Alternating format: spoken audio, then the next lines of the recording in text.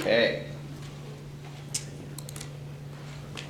It is 6:02 p.m. on Tuesday, June 10th, 2025. We'll call the Common Council meeting to order. Let's stand and say the Pledge of Allegiance. I pledge allegiance to the flag of the United States of America and to the republic for which it stands, one nation, under God, indivisible, with liberty and justice for all.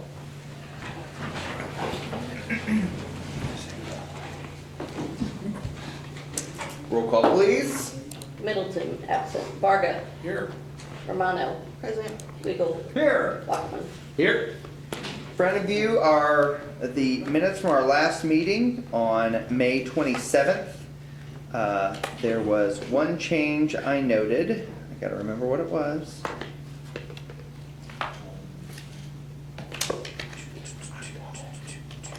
Is it made instead of, oh wait, never mind. It was under supplement to the code. 2025.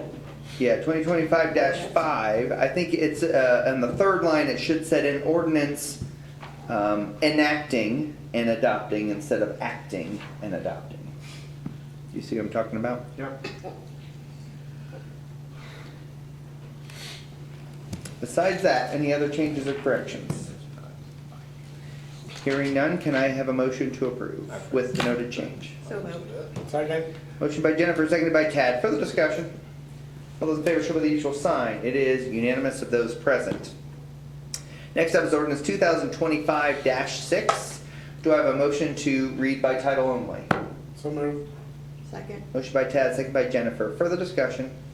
All those in favor show by the usual sign. It is unanimous of those present. Please read ordinance 2025-6 by title only. Ordinance 2025-6, an ordinance amending Code 114, restaurants of the Code of Ordinances of the City of Culver City, Indiana. So, after some consideration and discussion among Marcia and myself and Chip and others, what we've kind of been doing in the past with Board of Works is when a restaurant in the downtown area wants to have seating on the sidewalk, they have to come in front. They have to come in front of the Board of Works and kind of give a presentation, tell us what they're going to do. And in the past, we've approved that for a couple of different restaurants, and figured with the more restaurants we get downtown, the more we probably should standardize that process. So that's all really this is standardizing that process, ensuring that they abide by local, state, and federal laws. It's a yearly application process that, again, is just like lots of other things. It's a permit, basically. It comes in front of the Board of Works for a yearly approval. Marcia, did I cover all of it pretty much? And the one thing I would mention is we allowed it to be flexible. Yes. Which is not so, yes. Yeah, it's not super rigid, but it's more of just putting the boundary lines on so that everybody's playing by the same game, if you will, or in the same game. So. Is there any liability requirement or form, anything that we should have them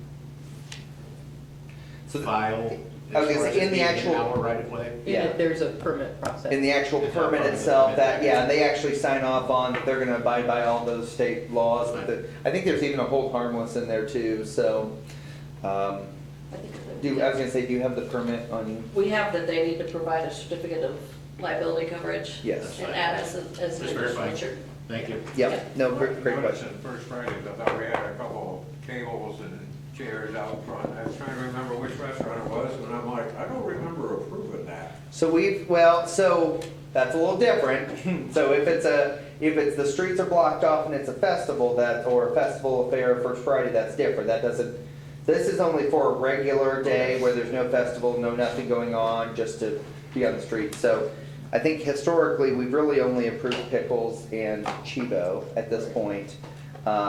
But I would imagine that as with nice weather and things like that, if there's room in front of their storefront, and I think you'll see an expansion of that. So that was kind of the direction we went. Any questions from the council besides? Okay. Do I have a motion to approve ordinance 2025-6 on first reading? Move to approve. Second. Motion by Brent, second by Tad. Further discussion? All those in favor show by the usual sign. It is unanimous of those present. We'll move it to the next meeting for second reading. Next up is Ordinance 2025-7, do I have a motion to read by title only? So moved. Second. Motion by Dan, seconded by Tad. Further discussion? That's okay.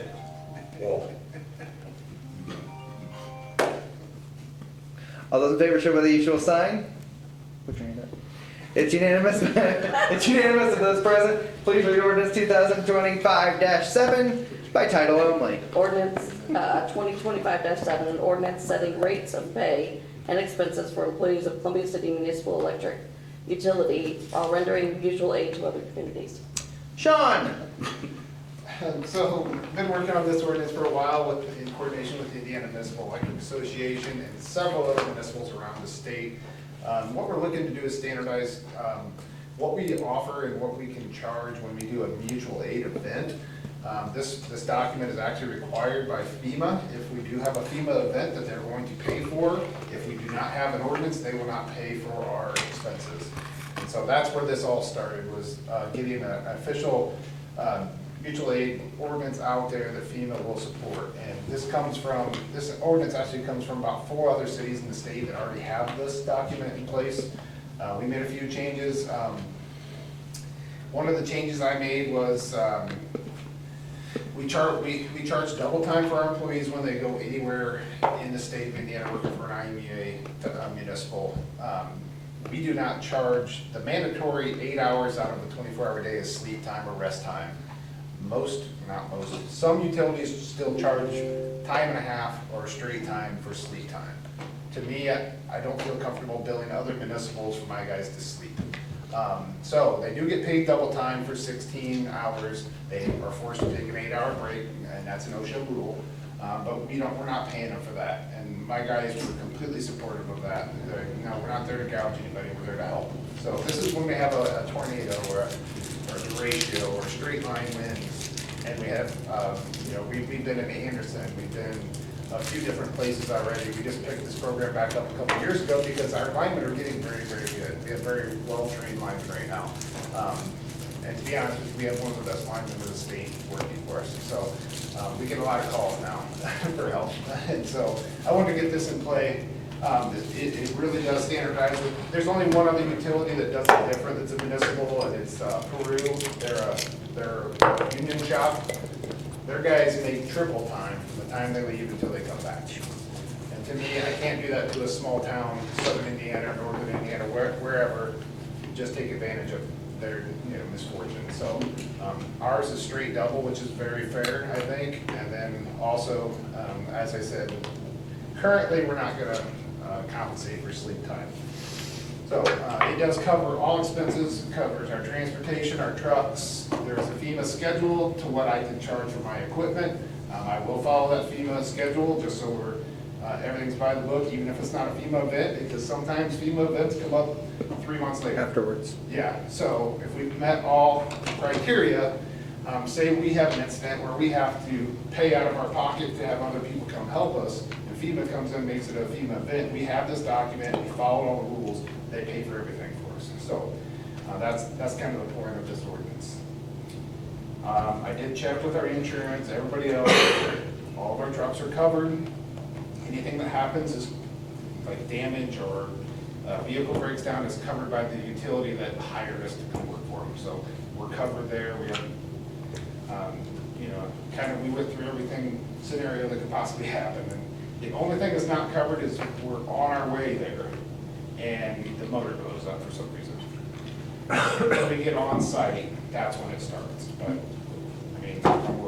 hopefully you guys do, Board especially, does a great job of letting us get the vehicles we need and keeping them up to date. So I don't think that'll ever be an issue for us.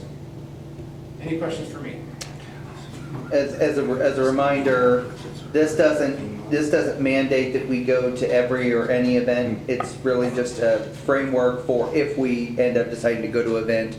Sean makes kind of the judgment call in collaboration with me to determine whether or not we want to send a crew based on our workload, based on what projects we're in the middle of, and frankly, if we have damage, obviously we won't be sending them that way. Our first and always priority is our customers.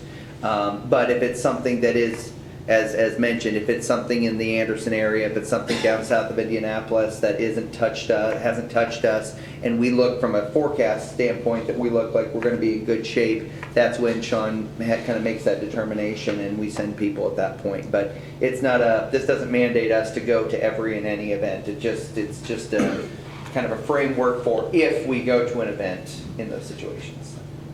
Can I assume that we have a good enough network with other municipalities that what we're offering, I'll say, is similar to what others would offer us in the same type of ordinance Yeah, situation? I receive a lot of phone calls from around the state. I guess it means I'm getting old, but a lot of other utilities do reach out and ask us questions. And so this has been a collaboration with Auburn, Garrett, Peru, Lawrenceburg. I mean, I could just a couple dozen, and we all got together and said, all right, These are the rules we're gonna play. let's by. make it, everybody plays by the same rules. Yep, nope, that's perfect. And only one isn't, I mean, and that's just they're a union shop, they have to do things different, so, now, I will say they're gonna be probably one of the last ones called, Mhm. and one of the last ones probably for people to show up there and help them when they need help, so. We're trying to get more of a teamwork, and I'll be honest with you, this is what, like, the RMCs of the world have a similar agreement. If they need to go help a fellow RMC, they already know the rules, they already know what it's gonna cost. There's no games, there was no mystery, so we were structured a lot around that same structure, so, I know if I call Argus to come help, I know we're gonna have to pay double time, we're gonna pay, and, there's, knock on wood, let's hope we don't need it anytime soon, but if we do, we've already stuck our, hand out to help Anderson, and I think it was Lebanon, and there was one more, it's escaping me now. Was it like down? Wasn't it near Kentucky? Yeah. So, anyways. I can't even remember where it was at now, but anyway, and we've gotten, calls and letters and emails thanking us for our help, because when you're down and out and you need a hand, someone reaches out to help, you're gonna be the first one to help them when they need it as well. Other questions of Sean? Okay, hearing none, can I have a motion to approve ordinance 2025-7 on first reading? So moved. Second. Motion by Jennifer, second by Brent. Further discussion?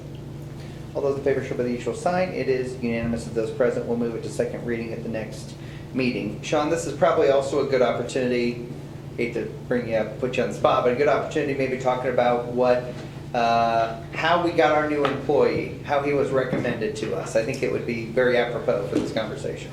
Yeah, so Josh Harder was brought on last week, was his first week.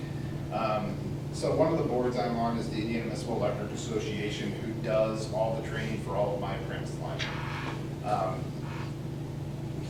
The IMEA, as we call them, were approached by a gentleman that lived in Michigan, just across the border, who wanted to get into line work, heard that we had a good school there. It was kind of only for municipals at the time. We talked about it, we're like, why? We could make a little money and make our training costs less, and we could have people from outside. We've got room for them, we've got a brand new facility that I'm gonna talk about, not today, but down the road, this new training facility we're looking at. And so this gentleman paid his own way to climbing lab and his Class A CDL and everything that is encompassed into this pre-apprentice program now. He graduated the program, told the director, I want to go work for a small community. I don't want to work AEP, I don't want to work for a co-op. I want to live in the town, I want to be a part of the town. And the director said, well, there's only 2 places in the state of Indiana I would recommend. And we were number 1 on the list. So he put his application in, and we ended up hiring him. So he's a very intelligent kid, he's 20-some years old. He's worked for 8 straight years up north. He's got $150,000 in the bank just waiting for this day, and it's just a neat story. He's pretty excited to be here as well, and we're excited to have him. Everything's been really good so far, but just to have him, suggest our community and our utility was really neat. Pretty cool.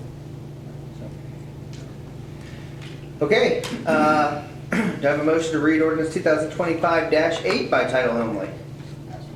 Sorry. Motion by Tad, second by Dan. Further discussion? All those in favor show by the usual sign. It is unanimous of those present. Please read ordinance 2025-8 by title only. Ordinance 2025-8, an ordinance amending chapter 115, door-to-door solicitation of the Code of Ordinance of the City of Columbia City, Indiana. So this is just a modification of the door-to-door solicitation ordinance. We really just wanted to clarify a couple of things and make sure that there was a clear mandate, if you're gonna be going door to door, that you have some kind of an ID badge that shows your name, your organization, address, phone number, things like that. Identifiable information. And then also that each solicitor must have a copy of the permit on their person. From a personal experience, I've had multiple solicitors come to my door and I ask to see their permit and they say it's in the car. And this change in the ordinance mandates they must have it on their person, and frankly, it also gives them the opportunity to look at the permit and look at the name tag and make sure that the two match. So it empowers our citizens to do more of their own, I won't say police work, but to do more of their own checking and making sure they're a legitimate source of information. As always, there's the things that we've had in the past, like for instance, they have to have, they cannot touch people. They can't say that, you know, a city government or anybody else has sent them. They have, you know, if someone has a no solicitor sign, they cannot go up to that house. So it still has those core functions of the door-to-door salesman, sales ordinance, but it also has those additional identifying information to ensure that our residents know whether or not they're legitimate or not. So whether or not they have a permit, because they have to have it on their person. Things like that. So, did I miss anything, Marcia? No. Leslie, did I miss anything? Gary, did I miss anything? Okay. So this is, to be fair, that this is stemmed from some residents, especially in Eagle Glen, that had concerns about the opportunity to confirm or deny whether or not someone has a permit. And, you know, again, they shouldn't have to call into City Hall to decide whether or not the person is legitimate. They should be able to show their permit in person when requested. So we've kind of tweaked and modified how we would do that internally to make sure that each of the names for those individuals, that is, when someone comes in for a permit, they have to put each of the names of the solicitors that will be out in the neighborhoods on that permit. So making sure that the solicitation of the permit itself matches the ID card that they're supposed to be having on their person. Does that make sense? Yep. I probably have beat that horse to death already, sorry about that. So, any questions about the ordinance? Okay, do I have a motion to approve ordinance 2025-8 on first reading? Move. Second. Motion by Brent, seconded by Tad. Further discussion? All those in favor show by the usual sign. It is unanimous of those present. We'll move it to second reading at the next meeting. Department head reports. Sean?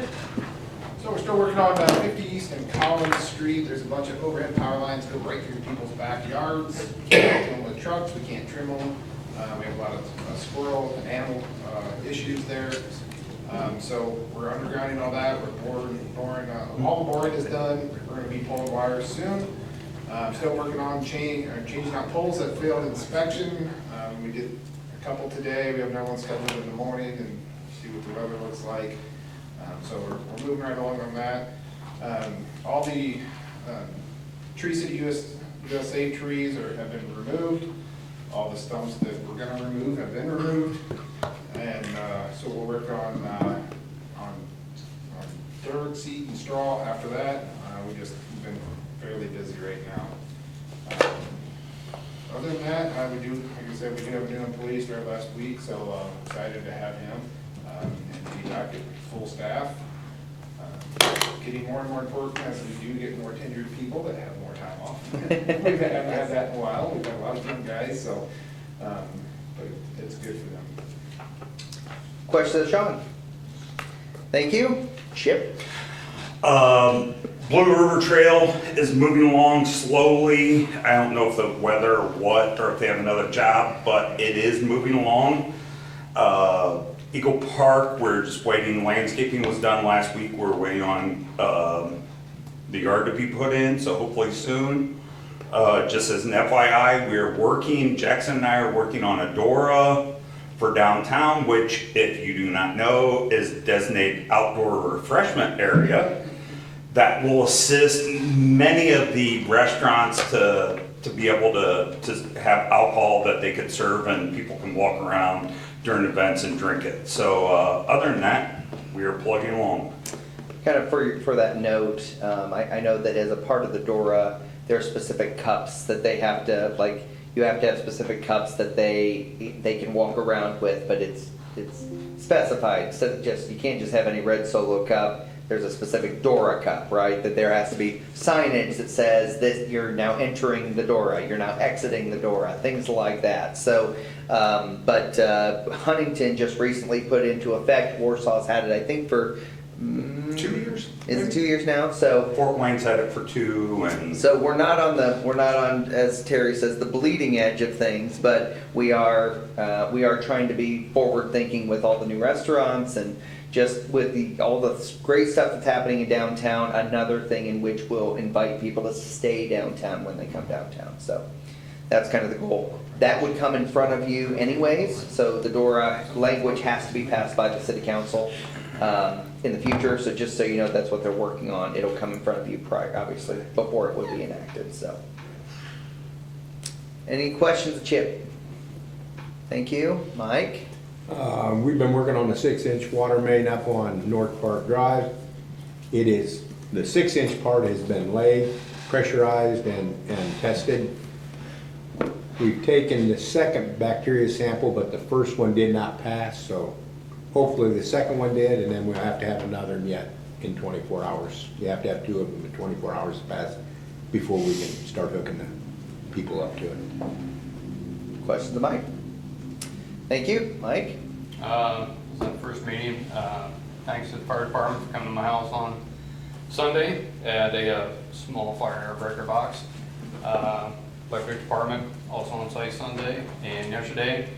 And a call to the building planning part. Mr. Bachman over there helped me out to get temporary power back onto our house until we can get a final replacement on Thursday. So thanks to everybody involved yesterday. It went fantastic, a lot smoother than I thought it would go. As far as the treatment plant, the Force Main project, we're down to the very finals. There's a couple of sinkholes.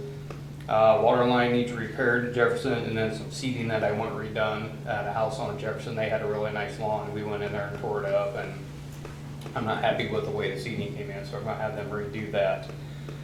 Still working on the sludge hauling. The new Plan B, I'll call it, that we came up with, working with Mar Brothers, it actually will be cheaper than what we're doing now. I don't know quite all the details yet, but we're working on that. Some samples have been sent in to they're working on getting a landfill permit. So that's moving forward, slowly but moving forward. Met with personnel from Alliance Indiana Rural Water today. Some issues we've been having with ammonia and things like that. And they kudos to my employee Austin. He kind of took a lead on that today because I had a lot of other things I had to take care of this morning.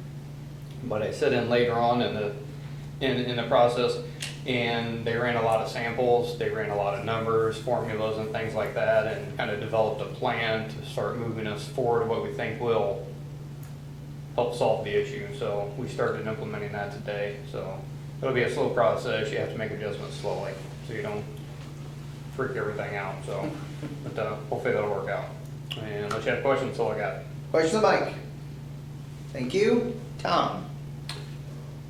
Well, unfortunately, things have been busy. In some ways, that's good. In some other ways, that's bad. We have 2 of the 3 new guys that we started last month have finished their books. The 3rd guy's really close and should be done yet this week. That's exciting because as they move forward in that, we can start cutting them loose and along with their crew as a full firefighter. Hydro testing for the air bottles that we wear on our backs, and then the bottles that we fill the bottles on our backs with have all been hydro tested and is complete. Kudos to Lance Beers. He picked up our fixed asset sheets and went through them and worked with Leslie and got those all completed, and I really appreciate him doing that, so I wanted to make sure I mentioned him. Evaluations are over half done, and We met with Old Settlers Day Committee this week. Many of us did. The important ones. Thank you. Met with the Old Settlers Day Committee. I'd also like to thank them for taking the time to come in and sit down with us and try to figure out the best way we can maneuver to make this a good program for everybody. So just want to say thanks to them. Also, a reminder, Flag Day, and there's another organization the mayor will talk about in a minute, is this coming Saturday the 14th. We get involved in that, so that's coming up, and we've got that planned with our guys along with the parade. And then finally, ladder testing is the 16th and 17th of next week, so that's 2 really busy days for us as well, so. Questions of Tom? Thank you. Terry? Well, the electric department got the fiber terminated in the Columbia City Jail, or whatever you guys want to call this thing. I mean, we need a name for it. We don't have a real name yet, so. And so that was great. And then they also found a break in our line at Merchants Park, and they're in the process of fixing that. So that's also fantastic that we can do that in-house. We also got all the equipment in for Eagle Park and the jail. So hopefully that equipment will be programmed and be installed here in a couple of weeks, so we can get both of those locations live. That's Questions of Terry? Thank you. GP? All right, Scott Leatherman has retired from the police department. As of Friday was his last day.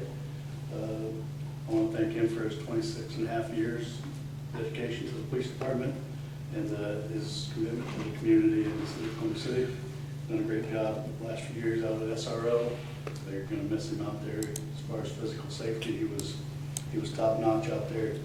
However, he will continue to work for the city in a civilian role as the code enforcement coordinator, which that's kind of a new position for the city, so it's kind of going to be a work in progress. He'll be working with the county building department and the housing authority, so I think it's going to be a good thing, helping us to write policies and make policies. So I think things are going to really make that program well and make the city benefit from that. So new officers are doing well.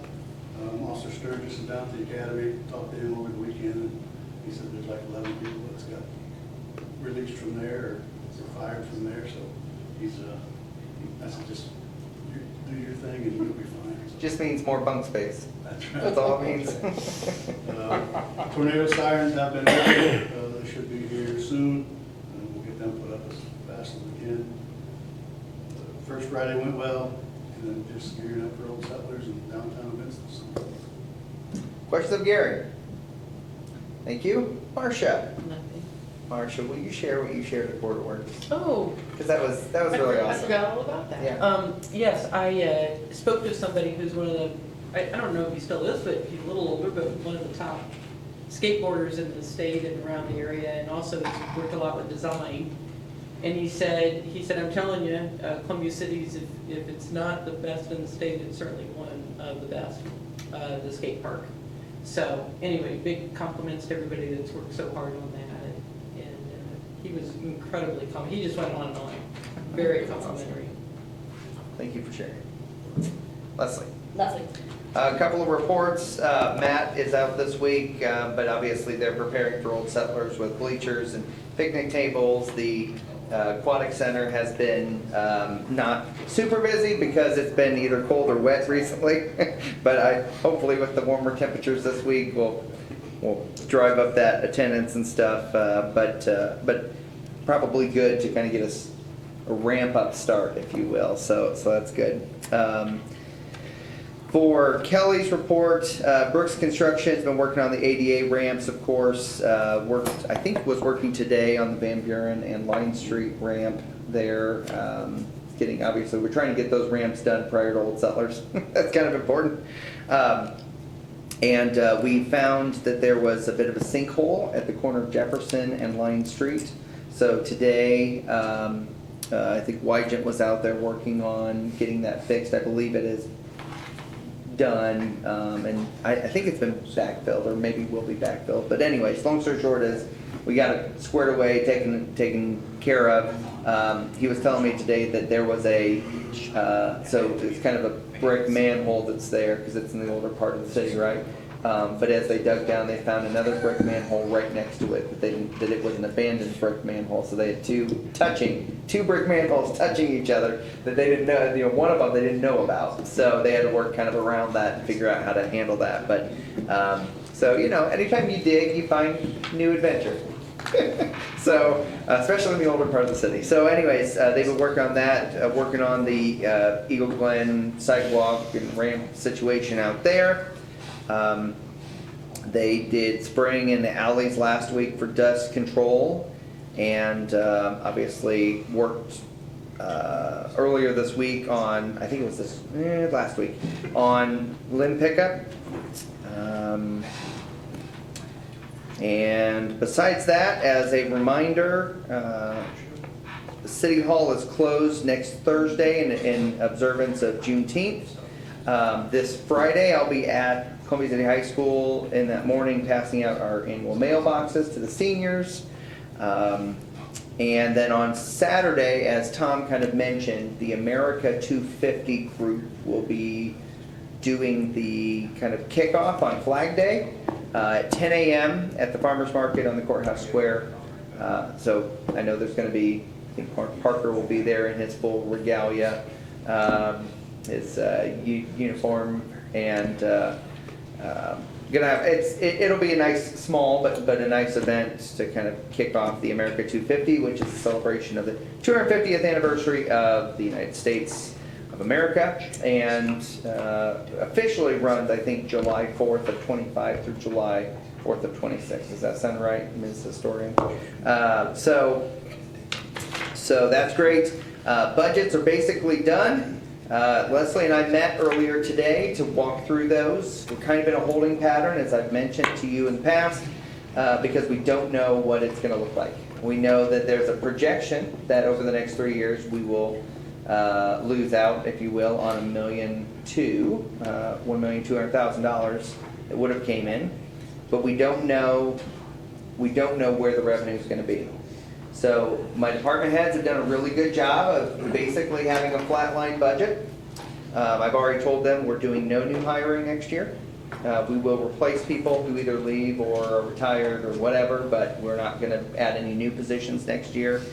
And we've done some of those things as budgetary controls, and we may get to the end of the year and they give us a revenue forecast or a revenue, like what our true revenues are going to be, and they may say, hey, you have X amount of wiggle room, or they may come back and say, you have to cut $500,000. We just don't know. It's going to be somewhere probably in that on that spectrum. So we'll see, but it's a kind of up in the air right now. So, and then this week and next week is evaluation time for all of my staff. They love it so dearly, and looking forward to each and every one of those meetings. And as a reminder, at the next council meeting, I will not be here, so Dan will run it. So. How many's going to be here? That's a good question. I know Tad will not be here. Will the two of you be at the next council meeting? It should be. Okay. It should be. Okay. And I think Jenny is planning to be here as well, I think. So you should have a quorum. Okay, so that was beginning one of my concerns. Great question. Great question. So I think that's all I have for right now. Dan? Yeah, first of all, I want to say that Board of Works did approve a front yard fence location, corner of Line Street and Jefferson. Yes. With stipulations on it, he had it fenced out, and I went out and looked at it, measured it. I got a little car, and I thought it needed to be adjusted again, and the mayor went out and looked at it, so did the chief of police. They went out and moved it, and I thought my opinion wasn't quite good enough yet, even after the adjustments that he made. And he adjusted it to what the chief and mayor thought, and it looks like it should be, line of sight should be okay now. Yep.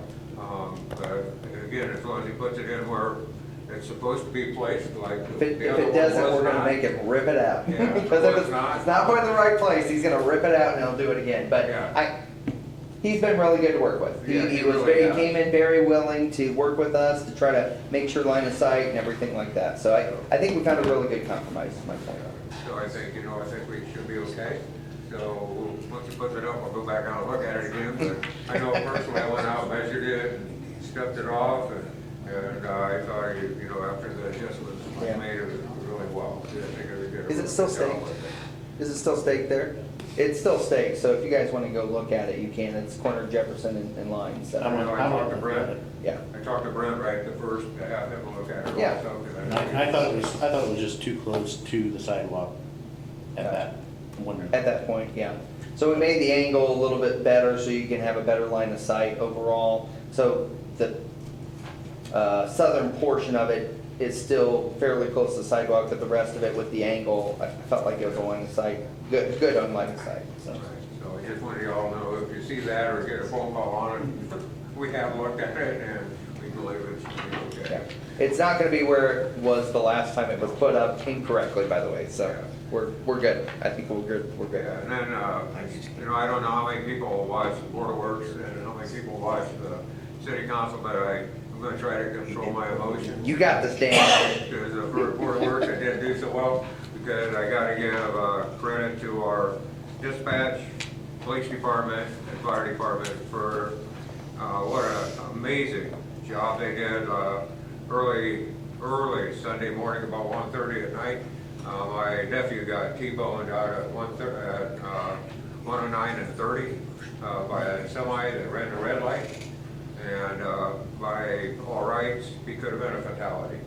When you look at the picture of his vehicle, but because of how well our dispatch, police department, and fire department are trained, they handle the event with such professionalism. My sister wanted to make sure that, you know, they knew that and our public knows that, because we're truly blessed to have men and women in charge of those moments when we need them the most.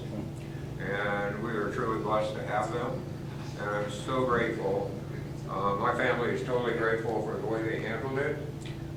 Because between how well they handled it and a miracle from God, he's still here. He's actually home now. He's got a collar, and somehow when you see how that happened, he shouldn't be here by all means. But we have the best. I firmly believe that, and I wouldn't have anybody else in the world work with my family than what we have right here. So very, very grateful. Yep. So thank you very much. Thanks, Dan. Jennifer? I have nothing. Tad? Ordinance, we have some new parking ordinances coming up. That's the only one we That was the agreed upon. Parking committee, we had Yeah, an ordinance committee on the 24th. well, yeah, but I'm on both of those, so we just kinda doing double duty there. Skipped a step, just went right to Marcia. And then RDC met today. We have a lot of things going on, but they're all kind of in a holding pattern, so that's it. Great, thank you. Brent? I would like to say, as part of the Old Settlers Committee, thank you to all the department heads for meeting the other day. And thank you, Sean, for not being there.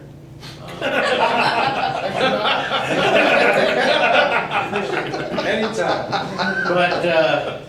But no, it's great that we can get together, and I know it's a rough week for everybody, but, you know, it always ends up being a pretty darn good situation, and being able to work together with that committee and you guys, it always works out really well. So thank you for doing that. Also on the Old Settlers Committee hat, thank you, Jennifer, for working with us through the Historical Society and Art Commission stuff to get the coloring page thing going. Neat thing for the kids and the community, so, yeah. You have a lot of entries coming in already. Do you? Yeah. Yeah, I've had a lot of people contact me about it, so I think it's gonna be really neat. Cool. So, yeah, other than the Midway, there's a lot of stuff going on with Old Settlers, so it should be a really good week. Yep. And thanks, everybody, for welcoming me as a new member of the council, so I appreciate it. Appreciate that, Brent. Yeah, we're excited about Old Settlers Parade we approved in the Board of Works, and obviously the Week of Old Settlers, and It is a flurry of activity. It's a flurry of activity. But again, I said this in Board of Works, but I will reiterate what you said and what our department head said, is I think that meeting is so critical to ensuring that the event goes off as well as it can go off, right? I mean, we have weather events that pop up, we have other things that pop up that are out of our control that we still handle, but having the pre-meeting where everybody has an opportunity to say what they need to say, the plan for what they need to plan for, have all the things, all the X's and O's, planned out, if you will.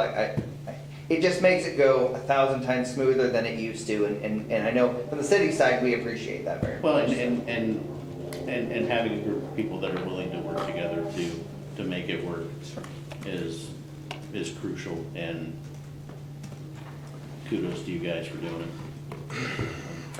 Thank you. Brent, do you want to speak on the pets downtown?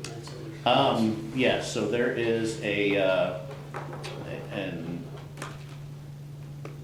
multiple signage downtown that is gonna be bigger than the signage that we had last year to basically state that there is no pets, animals, or anything allowed downtown during Old Settlers. So if anybody does see anything like that, people walking their dogs, unless they're certified service animals, are not allowed to be in downtown. So whether it's dog on a leash, cat, snake around your neck, it doesn't matter. Sorry, Chip. Turtles. Turtles, if we can't. Turtles around your neck? If you're walking your turtle downtown, then you can get in trouble for that, Chip. Okay. So leave your turtle at home. Duly noted. Yeah, so, but there'll be signage up, around downtown and on the courthouse lawn, but again, animals are not allowed. I know First Fridays, I see a tremendous amount of animals. I actually seen 2 dogs go at it. Yep. As a person that's seen them both go at it, and I'm like, why you got that here? I mean, if you know you got a dog that's got a personality complex, why do you bring that animal downtown? I don't understand. Oh, I've seen a lot of dogs. Take sure First Fridays, and I love First Fridays. The ordinance leaves it up to the event. Yeah. Because it's their closed event, so the ordinance leaves it up to the event, so First Friday allows it, pets, and hoteler doesn't. Yeah. But the point is leave your animals at home. Yep, Old Settlers, leave your animals at home. Anything else for the good of the cause? Yes, Sean? I know we're ready to go, but real quick, shout out to Terry Daly, our fire department. Yes. Saving a lot of damage over that center. That center is huge to so many kids in this community. Yes. And just by luck, he walked over to the building as it was in flames and was able to contact the fire department. They got it out quickly. Who was it that did that? Terry Daly, he's their maintenance Yeah. person. Okay, thank you. Yeah, it was awesome. I talked to him and he was like, I didn't have to walk back, but I happened to walk back, and thank goodness he did. And then he didn't even call dispatch, he just ran across the street to the fire department, got him going, so. You can totally see him doing that too. I'm kind of curious about the response time. Yeah, it was quick. It was measured in seconds, not minutes, thankfully, so. So anyways. Okay, well, since no press, no audience, we'll call the meeting adjourned. Thank you.